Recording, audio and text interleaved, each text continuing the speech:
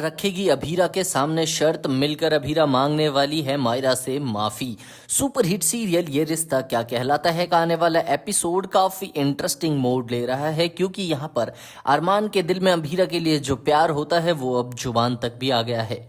और ये बात सुन लेती है महर, जिसके बाद वो एक कदम और आगे बढ़ते हुए विद्या जी को और ज्यादा डराने के लिए कह देती है कि अब तक मैं आपको वार्निंग दे रही थी, लेकिन आपने मेरी एक बात नहीं सुनी, और अब तो आपके बेटे ने अपनी बहू को, आपके होने वाली बहू को, अपने दिल की बात भी बता दी है। अभीरा ने धीरे धीरे करके अपनी मीठी मीठी बातों से सबको अपनी साइड तो कर लिया है, वहीं पर अब अरमान भी उसके इन बातों में फंस गया है। वेल दोस्तों, अरमान को दोबारा से पाने के लिए महर एक और चाल चलती है। वो अभीरा की सास विद्या जी के हाथ से कंगन निकाल कर विद्या जी से कहती है कि ये लीजिए कंगन, जाकर अपनी होने वाली बहू को शगुन के कंगन पहना दीजिए। और इस बात से डरती हुई विद्या कांप जाती है।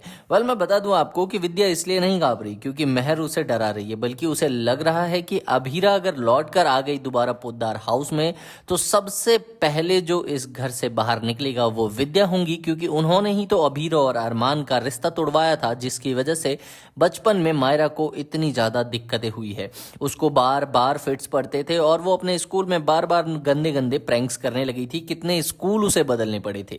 दोस्तों मैं आपको एक और बात बता दूं, गंगौर की इस पूजा में अभीरा और अरमान की मूर्ति भी बहुत अच्छी बनी है और वो सूखने के लिए बाहर रखी है। अब इस बात का फायदा उठाकर महर उस मूर्ति को भी तोड़ेगी जो अरमान और अभीरा ने बनाया था, बल्कि उसकी जगह वो अपने हाथ से बनी हुई मूर्ति रखती है और उसे लगता है कि अब वो जीत गई है।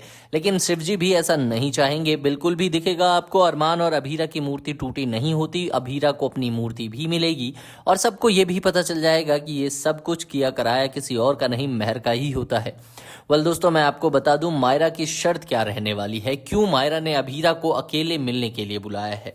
विद्या जब काफी परेशान होती है तभी घर वाले सब वीडियो कॉल पर मायरा से बात कर रहे थे और मायरा को अब बात करते करते मनीषा वो फोन लाकर विद्या के हाथों में रख देती है और विद्या बिना इस चीज का रियलाइजेशन किए हुए ही ये बात बोलती है कि अरमान तुझे ये सब कुछ नहीं करना चाहिए था, क्यों कर दिया तूने, क्यों अपने दिल की बात अभीरा को बता दी कि तू उससे प्यार करता है। ये बात मायरा सुनती है और वो डिस्टर्ब हो जाती है। उसे लगता है कि दोबारा वानी को लेकर अभीरा वापस पोद्दार हाउस में आ जाएगी, लेकिन मायरा को आखिरी सच नहीं पता। उसे नहीं पता कि अभीरा की कोई गलती ही नहीं थी उसे छोड़ने में, बल्कि उसकी खुद की दादी साहब विद्या ने ये सब कुछ किया था। इसीलिए तो अभीरा को फोन करके मायरा बोलती है कि वो उससे मिलना चाहती है। अभीरा खुशी के मारे पागल सी हो जाती है, वो अपने बच्चे से मिलने के लिए तड़प उठती है। वो कहती है वो मिलने आएगी, लेकिन शर्त होती है एक मायरा की, बिना किसी को बताए, बिना अरमान को पता चले वो मिलने के लिए जाएगी मायरा से। जहां पर मायरा एक बहुत ही घिनौनी शर्त रखेगी अभीरा के सामने, जिसमें अभीरा को या तो अरमान को चूज करना होगा या उसकी बेटी मायरा को,